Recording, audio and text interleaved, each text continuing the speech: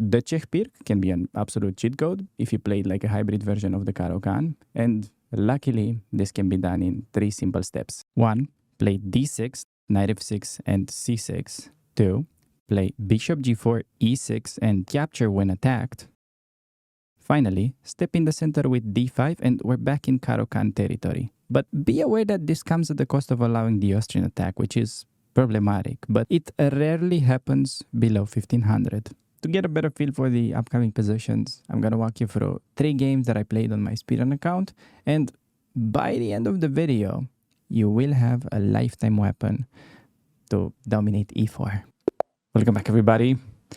We are getting another game against e4, and we are about to unleash the Czech Pirk.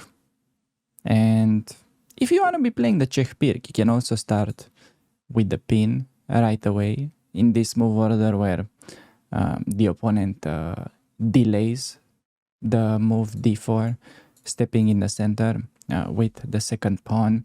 It's quite common that by default players below 1500 tend to develop both knights. So the pin is okay. You can also start with c6, which I'm just gonna do this time, showcasing the starting moves for the Czech Pirk. And there are a few ways to play this opening. The idea with c6 can also be to play queen a5, creating a pin, setting up a cheeky little cheapo. But how I like to do it is, if possible, go for bishop g4 with the idea of trading for the knight against h3. So I'm waiting for white to play this move. Remember, I'm waiting. Important part. I'm not voluntarily trading. I'm waiting for him to waste a move and provoke it. With emphasis on waiting for him to waste a move. Very important. And then, now what? I played bishop out. I've taken. Make it make sense.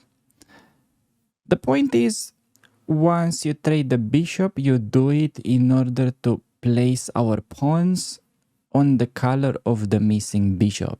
So we just sacrificed the light square bishop. We're gonna put our pawns on the light squares, making this guy a happy camper. Now I can play d5, but that would give him e5. So I'm gonna deal with the pressure on the pinned piece first, and I'm gonna do d5 onto the next move. Wow, opponent castles. I had an identical game to this one. I'm gonna do d5. In previous game, my opponent pushed. Maybe now this guy will take. Okay, he decides to take on f6 and then push. Interesting. No need to give the check. This is, by the way, a common position where I feel like it's very tempting to play this move, but then the bishop just ends up being a target. So it feels like bishop g5, oh, I gave him check, I win a move. While in fact, you're improving his king. The king is going to be safer on b1, plus his pawns are going to come with the game Nova tempo. So this is very big positional mistake that you can make without realizing. It's just a move, you put bishop on g5, it doesn't have a long-term purpose. It's just, oh, I'll check, see you later. No, bishop back. No need to play these aggressive moves if you have no follow-up. And the plan is pretty simple. I want to castle and then I want to hit the base of white's pawn chain. Because currently, my opponent is having what I like to call a baby pawn chain. Because this is about to become a pretty large pawn chain if he gets to connect all the pawns. But he's not in time. And thinking about c5, now, do I need to watch out for queen g3? Or can I simply protect my pawn castling? Can also start with the castle. Oh, this is gonna be such a hilarious trap that we're setting up with castle. Okay, I'm gonna castle. It's very tempting for him to go queen h5 and then g6, queen h6. But then that would be like resigning the game. You can try to pause the video and find the winning move. Because we have a little skewer with bishop g5. Now opponent plays h4. And it is very important. Do not take. That is a poison pawn. Do not take. It looks free. It's not. It's actually better for opponent to not have that pawn, because after a move like queen h3, he's gonna be able to use the file. So if you think about it, for white in this position, if possible, best move would be remove the h pawn off the board just to get that activity from the rook. He cannot do that, so he tries to play h4. Now, you do not want to take. That would allow him to lose this pawn, giving him direct connection to your king, and then mate happens. So we're gonna ignore and we're gonna go for our thematic pawn move. c5. This is, by the way, about to get pretty dicey. Queen h5, g6, queen h6 may be more interesting right now. But we will see. Okay, he takes. I can take with a bishop, simple recap. But I think even better here, since the pawns are not running away, I could start with knight d7. So the point is, I'm trying to recapture with a knight and then eliminate one of his most dangerous attacking pieces, the light square bishop. I gotta be careful though, if knight e5, bishop h7 could be somewhat annoying. Although, if we end up trading knight for the bishop, it may not be such a disaster to allow this pawn loss. Okay, g4. Typical wood pusher, our opponent, but g4 not a good move because knight e5, he no longer has a queen path to h5. So I'm not gonna rush to take the double pawn. The double pawn is gonna be a bigger weakness in the long run. So I'm gonna take e5 so that we get our hands on the enemy bishop and then pick up c5 only later. This is the most efficient. This is just how you make sure that, okay, you're running after two rabbits and you're going to be able to catch both, because that's what you learn while watching the Alex Panzea channel. They tell you, you're not supposed to run after two rabbits. You may not catch either. That's BS. You're not a professional rabbit catcher in that instance. So now you know how to never miss a free pawn like that. Okay, g5. So opponent does his thing. Yes, he's like not too concerned about losing the pawn. He's trying to do his thing. But I think we're just gonna have a simple fundamental idea that you can use. And he's gonna have no attack. And I cannot wait to show you, because this is actually something that I've prepared for my upcoming book on the fundamentals. So if you didn't hear me mention it in the last few months, I've been working pretty much almost all my waking hours to select some typical patterns like this one that you're about to see. So we have opposite castling. The opponent goes for pawn storm. It looks very scary. But after bishop e7, I'm thinking to play bishop e7 because most likely he is just gonna do g6. That's how it happens. Now at g6, whenever you deal with g6, people generally tend to have a bad reaction and then get mated. But there's a very nice idea that you can use in most positions. It's a two-move combo. There's going to be no attack. I really hope opponent pushes and then we get to show it. So pause the video and think about what would you play. I literally have same pattern prepared for my book, and it happens in really every square on the board. So if your castle short, if your castle long, like this, if your castle long as white, or if your castle short as white. In every little square of the board, same patterns apply. You dodge mate on pawn storm easily. If you don't take with the h-pawn because you open up enemy rook, but you take f-pawn, so a bit counterintuitive, take towards the side, and then when he recaptures, you just set up a pawn crystal. You play h6, so you have pawn protected by pawn, completely restricting the enemy rook. So as long as opponent doesn't have a bishop sacrifice to break through and open up, you're always no attack. Just very easy. Oh, such a dangerous pawn storm looming at our king. It's just nothing. He has no moves anymore. We can just mind our own business, focus on attacking the enemy king, or play for an endgame. So I feel like these little combos nobody talks about, and they are very important. Arguably more important, or at least as important as doing puzzles. So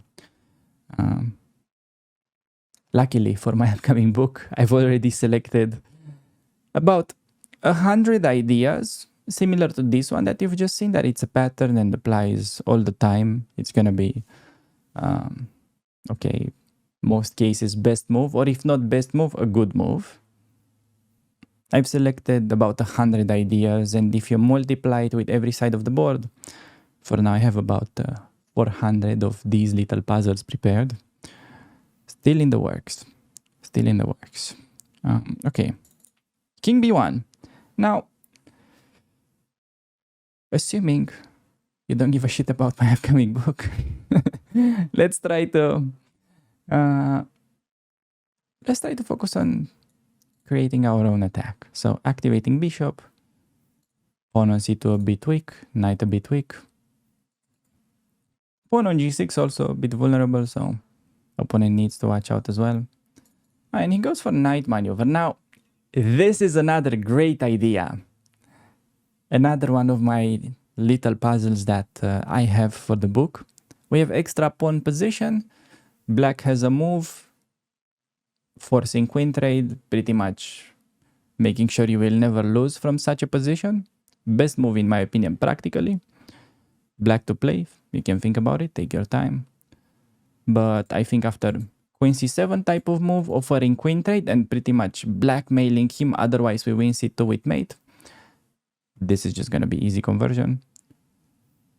And there's not gonna be any BS happening anymore in your games if you treat it like this. Now, okay, take, and we just have to play the conversion, make sure I don't lose e6, which I might actually do, because I might have exaggerated a little bit with the queen trade here. Would be funny if it backfires, but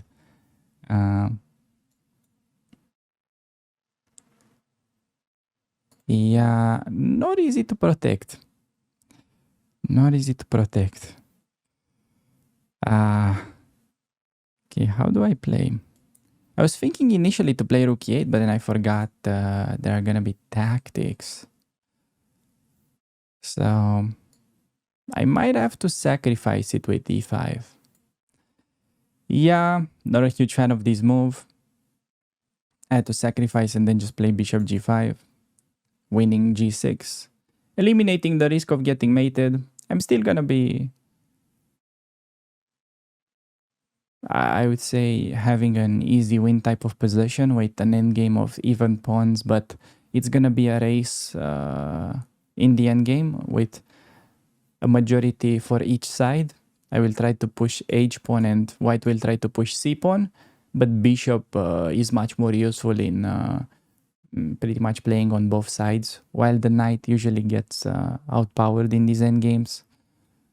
But we will see what happens. I have 45 seconds left. Knight e7 I can take and then do back ranker, so he needs to be careful. Also hanging pawn. He needs to solve that question. Okay, take, and now if he checks me, I can offer trade. Not too bothered about that. Now should actually be more like clean win territory, because we do have the extra pawn again.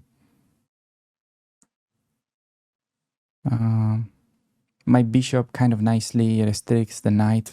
The knight doesn't have many useful moves. Oh, that's another free pawn on c2, which I think I'm gonna take. Against the check, I have both king f7 and king h7 that are playable. The bishop just makes sure there is no mating net, and the knight I will have to take. And okay, I think rook b6. Threatening to mate, very difficult for him to defend. This is actually a very funny pattern because pawn is misplaced on a3. He is close to trying to set up drawing construction, but not in time. And okay, here I think very important to do the same trick. I'm playing for rook b6, and his pawns are going to be much slower. So if you queen the h-pawn first, this is well-known trick. Okay, this just doesn't make sense for him, but it's well-known trick that the pawn that gets there first will stop the other. So now I'll just bring my queen, my king, and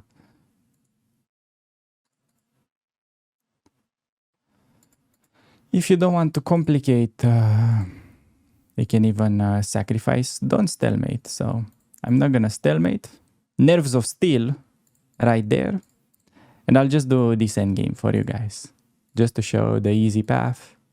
You can just do a little shouldering, get queen, centralize, try to get closer, see a little bit where he wants to go. Make sure to not stalemate again, and we get mate here. Okay, not even close. So back on the low elo speedrun account, and gonna be going for a Czech Pirk. We are attempting the Czech Pirk, so not gonna be playing Fianchetto, but instead we're gonna be playing this pawn to c6 move connected with bishop g4 idea, and then pretty much just hoping to get a favorable transposition to a Caro-Kann. You will see what I mean in a second. So opponent playing bishop to c4, inviting d5, but we are gonna stick with the more template move, bishop to g4. Notice that the bishop is protected when you play it, which makes you less vulnerable to bishop takes on f7 kind of ideas, because you can just take it with a king, and there is gonna be no discovery trick with a knight. I mean, you can just move the king anywhere, probably king g8. And the game plan while dealing with h3 is to take on f3 and then put pawns on the same color as the missing bishop. So the plan was to take, and now literally all of our pawns are going to be placed on the light squares, creating very nice synergy with the dark square bishop. So you may have seen this idea in the Nimzo Indian defense. It's more common when you play it against d4. So after something like knight f6, c4, e6, knight c3, bishop b4, it's very common that black ends up giving up dark square bishop and then plays d6, e5. And the light square bishop is very happy. We are doing something similar here in our Czech Pirk. So opponent just played pawn to d3. We're gonna go d5, and against capture, you generally want to recapture towards the center. So I'm gonna be going c d5. And notice how by magic we have tricked our opponent into playing exchange variation of the Caro-Kann. except is even a worse version for him than normal, because the pawn is on d3, the knight is on c3, the bishop happens to be on b5. None of his pieces really is placed on a good square. And I'm telling you, it is gonna be confusing, the living crap out of your opponent. Or at least it would confuse myself if I was a 1200. I mean, how can I know? I can only speculate. Queen to f4, so I can start by attacking, trying to really understand what is the idea with his queen to f4. I'd imagine he's looking forward to play queen a4. Can also play bishop e7, bishop d6. I mean, both are good. Just don't make the mistake of playing bishop b4. He can actually take it. That would be a funny blunder. I am sure you guys would have never ever played bishop pin in this position, blundering. I know, that's just out of the question. Okay, you know what? I'm just gonna start with a6. I want to see what he has in mind to do with the light square bishop. And because I feel generous today, I might actually offer him an endgame. I think it's very instructive to see why and how to proceed in these positions where black has a free advantage into the endgame. So for this reason, I'm not going to do queen b6, I'm going to do queen d7. And idea is to offer him an endgame. Will he accept my endgame offer on the next move? You'll have to stay tuned to see that. See what I did right there? I am farming engagement. I actually meant to say watch time. Forget about that. Let's just focus on the end game. So c5. Offering trade, pretty much forcing it. Otherwise, I am threatening to win a piece, which is unexpected. And it does not give my opponent a choice. And after the queen trade, please feel free to pause the video and think about how would you recapture. Because it's tempting to do the knight, but considering that, well, we are approaching the endgame, the king is going to be very useful, closer to the middle. So no need to castle. And what is actually important to understand, why is black actually better in this position, is because we have a pawn in the center. So this is center of the board. We have one more pawn than our opponent. And we can also play with the open file. And we also have potential to get the second pawn in the center, which opponent doesn't. So just because we control center of the board, we dominate this endgame. As simple as that. Goes knight a4. What is the threat behind his move? He's looking to either fork or win the pawn. Do I have a move that stops both? Pause the video. You can think about it. And the answer is yes. I can actually just move my king. Yes, the king can also be used for such tasks. And then we are protecting both. My opponent has a bit of a dilemma. What to do with this knight? The knight is almost trapped. He can always keep it safe by playing the move b3, but we are gonna be having the more enjoyable game. Although it depends on how we end up playing this position. Because on c4, what I don't want to do is trading, since that would give me an isolated pawn. I want to keep these guys together, so I'm more tempted to play simply d4. And then the plan would be to go e5, e4. I'm curious if maybe we could still do it on bishop f4. Maybe e5 is an interesting move. You can try to pause the video and find why e5 was fairly interesting. Because after bishop takes on e5, there is this great move rook e8 pinning. And after f4, at least bishop d6 or knight d7 wins back the pawn, probably keeping a slightly better position because my opponent's knight is kind of stuck out of the game. Now on bishop d2, he is preparing some b4 ideas, so this is fairly logical. However, I am gonna play e5 and still looking forward to push e4 because once I get that move, de knight takes will give me a very active knight. I might just go for it.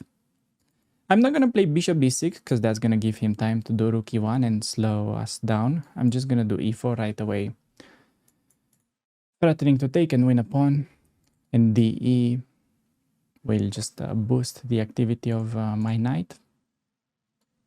Knight takes e4, targeting bishop. Probably has to go to f4 now, and then we'll see. I am debating whether to play bishop d6 or not. Probably will end up playing bishop d6 and just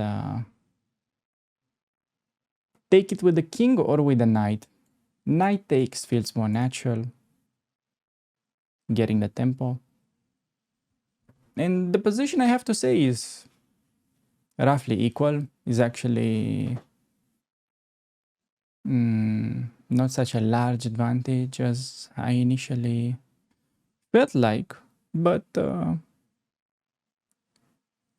we definitely have long-term potential with the outside passer. Now my opponent plays for tricks. He goes rook e1, bishop f4, rook e4 is a structure that I would much rather avoid playing, because if I keep bishop with my pawns being placed on the dark squares, I do have a pretty bad bishop and the knight can easily maneuver around it. So taking feels like a strategic mistake here. I would rather just protect the knight and still trade bishop for bishop. I feel like we could benefit more from having the knight on the board that could fight with our opponent's knight. Do not underestimate this guy. It looks like a bad piece, but my opponent is ready to unleash a powerful maneuver, or at least that's what I'm thinking. I don't know if he knows that this maneuver is available or it's a strong move, but it is. Okay, now rook e8 is a simply unforced error for my opponent, giving us only open file of the board, and yeah, he just had a blind spot about the pawn on c4. He forgot that it's attacked. Now I have a choice. If I take, he most likely will go b4 with some kind of a mess. Am I in time with d3? d2, rook e1. Probably d3, he just has rook d1 and my pawn is going nowhere. I might have to just enter the mess. Play knight c4, b4, knight a3, something of that nature. b4, maybe I also have rook b8, but then simply knight takes on c5. Ah, he goes rook c1. I forgot about this move completely. He might have just tricked me. Wait, who's tricking who? Do I have d3, rook c4, d2? He has knight c3 as a last resort. But there is rook e1, check king h2, rook c1. I'm threatening to eliminate the knight and promote. Oh, this is working out perfectly in our favor. It's a lucky idea that that I have. I can go d2. Rook c5 is bad because I have king d6, and the rook will be hanging. And after d2, his only move is knight c3. But then I check and I don't promote. Very important. Knight c3, you don't rush with the promotion, but instead we eliminate defender of the promoting square. Very important trick here. It looks like I'm I'm just planning to promote and the game likely fizzles out into a draw. But I have rook c1. Killer move. Threatening rook c3 and then we get the clean queen. Opponent's rook is stuck. Cannot babysit the pawn. No way to stop rook c3. Wow, that was so lucky. I went for the natural play, but this is the thing, if you follow natural moves, normally they work out in your favor. It's just that, I mean, you need to calculate it beforehand, ideally. Here I just happen to be lucky and have more than a draw. Normally, yeah, you just play d1, kind of make a draw. Although I still had the more active king. It's debatable whether my opponent had an instant draw. We can look it up a little bit after the game. But now, yes, I think he's just busted. Will take some time to calculate though. Maybe rook c5. He still has rook c5 idea, but should be lost. So rook c5 king takes knight e4. So he can eliminate the pawn that way. I have king d5 to avoid checks. Knight takes d2 and then rook c2. So the knight moves, I win b2. Yes, in that position I just have rook for knight. Equal pawns. Okay, so he tries this one, but doesn't solve the problem. Now I just promote. And okay, should be easy conversion now. No matter how we play. I don't need to go aggressive king. I can also play king b7. But I kind of want an aggressive king. This game was too beautiful and not to go for aggressive king. Well, I have to say, opponent for 1200, he played really well this game. Really, really well played. I'm not sure if taking with the king on d7 was maybe a bit overly ambitious. Otherwise, I cannot pinpoint any inaccuracy. Maybe it was better to take with the knight on this point. Because by how the game developed, we should have gotten an easier push than what it was. Intuitively, but okay, we will maybe check after the game.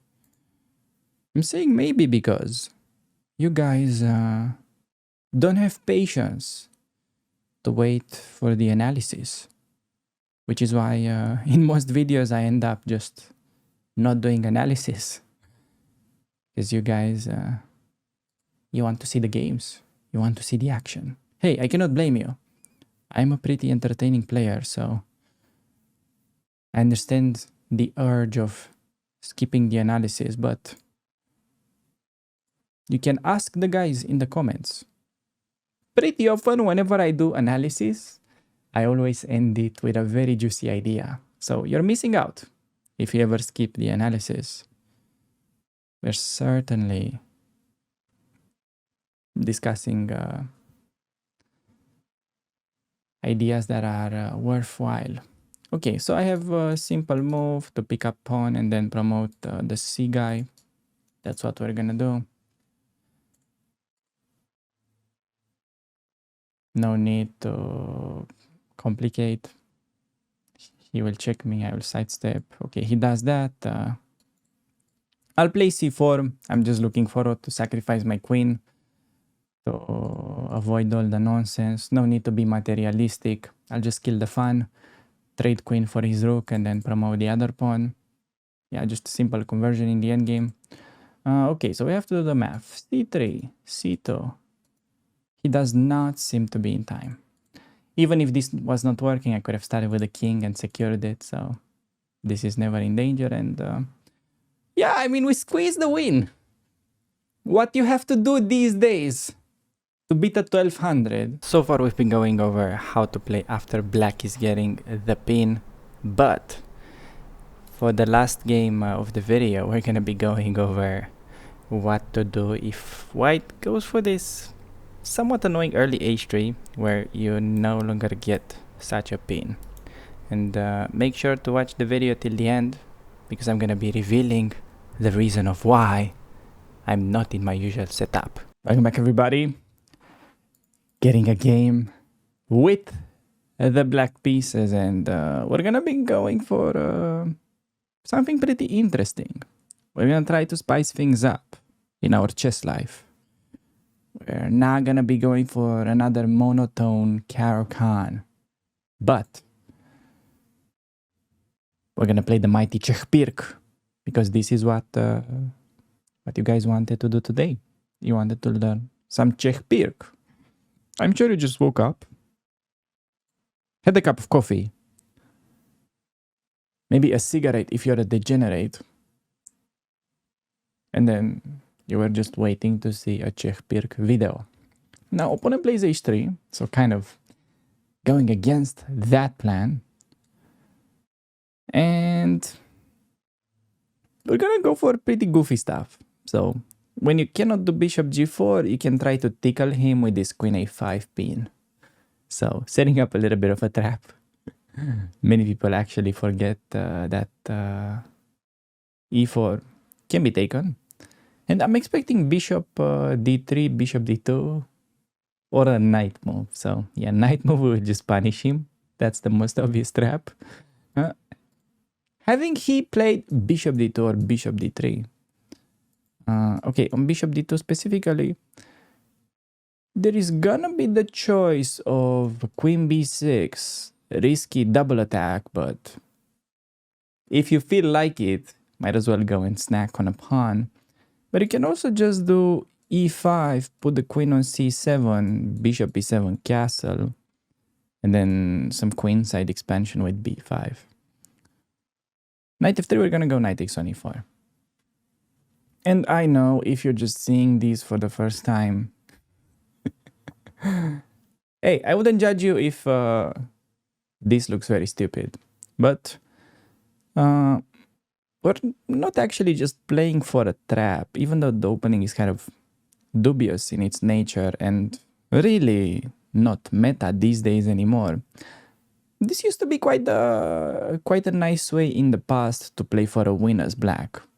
As a matter of fact, in his youth, Vladimir Kramnik used to have this as one of his pet lines to make the lower rated opponents that he was playing uncomfortable. He used this opening to basically throw them off and win with the black pieces. And okay, bishop d2, we have a choice. Normally, yes, he just unpinned, so we would be capturing the more valuable piece. So bishops are slightly more valuable than knights. And now we have an extra pawn kind of position, which is going to be played like normal positions, except there is going to be more incentive to trade pieces for us, making it into the endgame. So we don't have to prove anything anymore. We just need to play conversion game. If I want to be very mean to our opponent, I can try to play for a trap. In case he long castles, that might win his queen. But we're not gonna play for trap. I'm just gonna fianchetto and castle. I don't think he's gonna castle long, because then that's gonna open up the door for b5, b4. So just finish development, getting castle. It is not how you develop every time in the Czech Pirk. It's just a convenient way to do it here while keeping this guy still active. I didn't like so much the idea of playing e6. It was fine, but yeah, maybe I could have done it. Because e6, bishop e7 castle, you still have idea to trade the bad bishop like that. I went fianchetto. Any play should be fine with the extra pawn. And then we decide. I might still do e6, d5 with similar trick to trade the bishop using the a6 door. That's a nice door to escape with your bad bishop. And okay, rook e1. So I have bishop f6, but it's kind of overloading the bishop. So I would say the main choice that will be made is between e5 or e6. e5 feels a bit weakening in terms of the d6 pawn. So I think it's we're gonna be slightly better off by keeping the game closed for now. And I'm just gonna go for this very strange looking, but perhaps pretty effective b6, bishop a6. Okay, queen f4. So he steps away of the pin. Very understandable. And now I can do d5. I can also just go queen back to defend. Queen back should be pretty reasonable as well. My queen is not well placed on a5 in the long run. It's also about to get hit by the enemy pawns.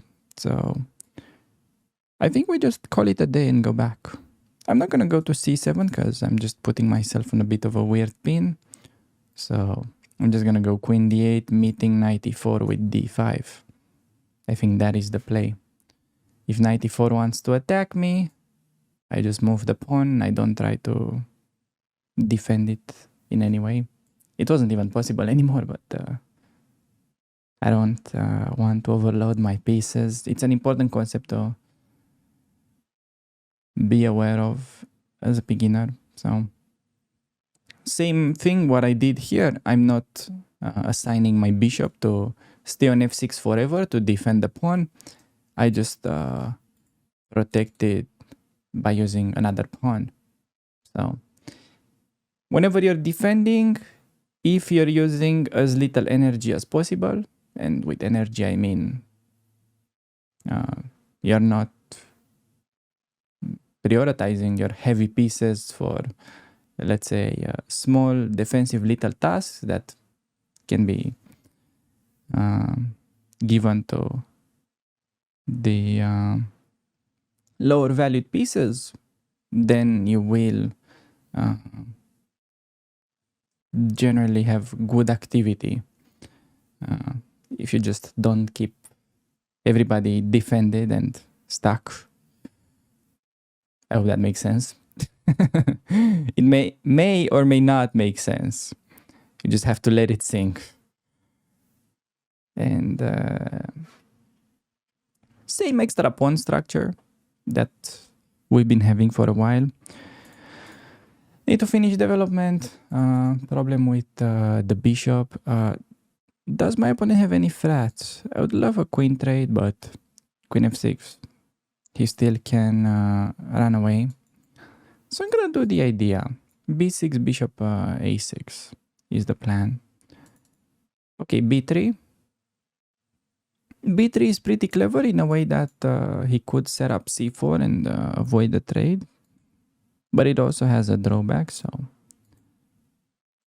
the drawback of his move being that maybe we could do something on a diagonal. So I'm just gonna ask some questions. I'm gonna play c5. And he goes c3.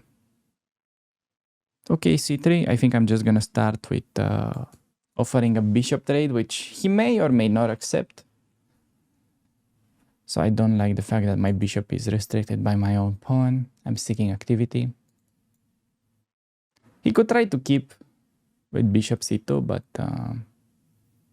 he decides to block with c4, which yet again weakens the pawn on d4.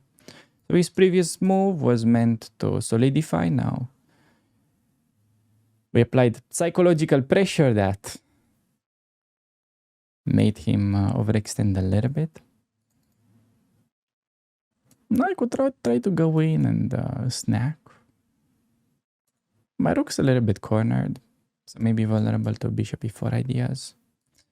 So perhaps I could just play knight c6, although you want to watch out for cd5.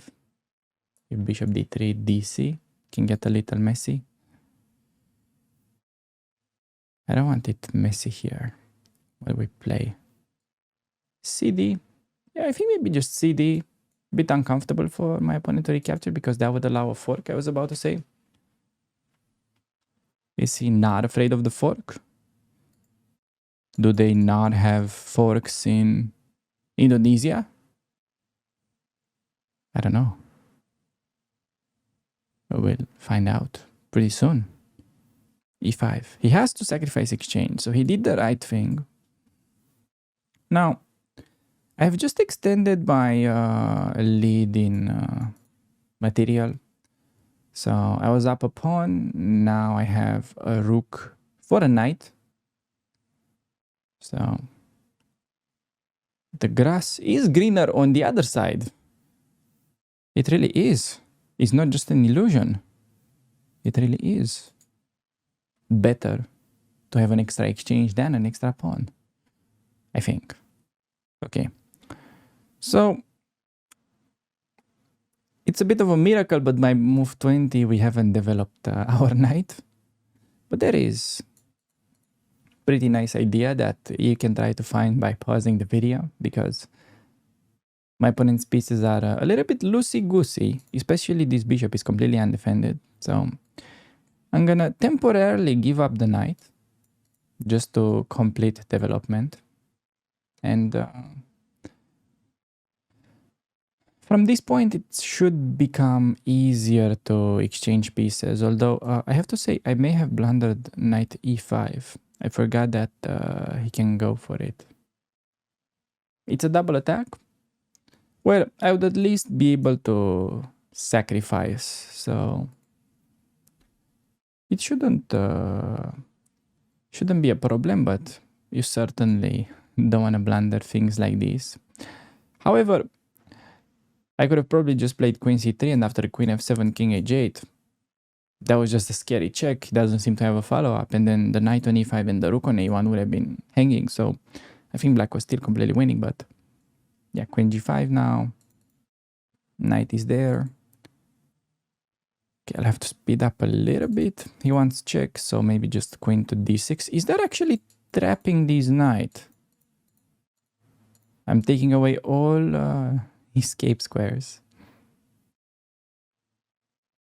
He can do knight f5. Knight f5, queen c6, and then knight e7 check. I'll have to sack. Still gonna be up a piece. Yeah, the conversion game. The conversion game, you just need to make sure to blunder check every move that you make.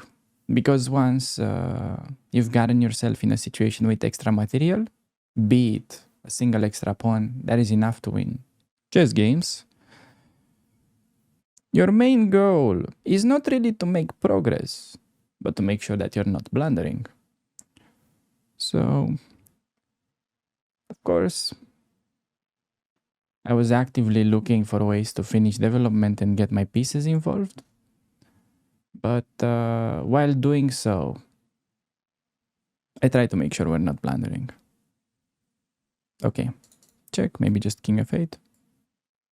20 seconds left. I do have a full extra rook. Queen f4 may be happening, but even a move like king g7, I think should be enough to win at this point. Okay, so queen d2. I will put queen on f6 just to make sure nobody gets to infiltrate. I do have a threat. I do plan to bring the rook into the game. Okay, I think might have to just start making moves at this point and not explain everything. This is not an increment game, but there is potential for a nice idea if he puts knight on e3. We have a triangle motif. If queen a4, I'll play bishop c8, attack knight. I might actually play bishop c8 regardless what he does. I'd be happy with a queen trade. Removing the endgame. Okay. Opponent. Huh, he really went for a coffee break. He just remembered. He was supposed to go for a coffee break. See?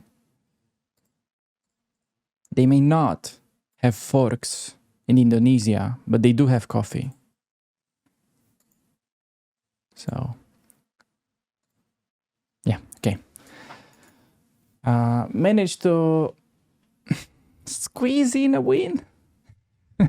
It looked a little bit more complicated than it really was. All right, everybody, here you can see the beautiful land of Arad.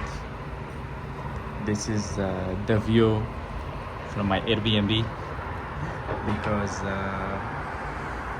yeah, I am actually gonna be playing in a Blitz tournament. I'll try to record it and yeah, hopefully maybe post it on the channel. I don't know, we'll see how that goes. But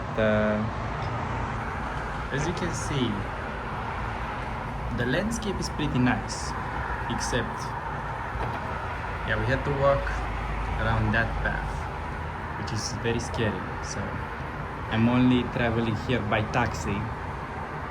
Other than that, I will do my best to spread the power of the Juba Valornon. So stay tuned.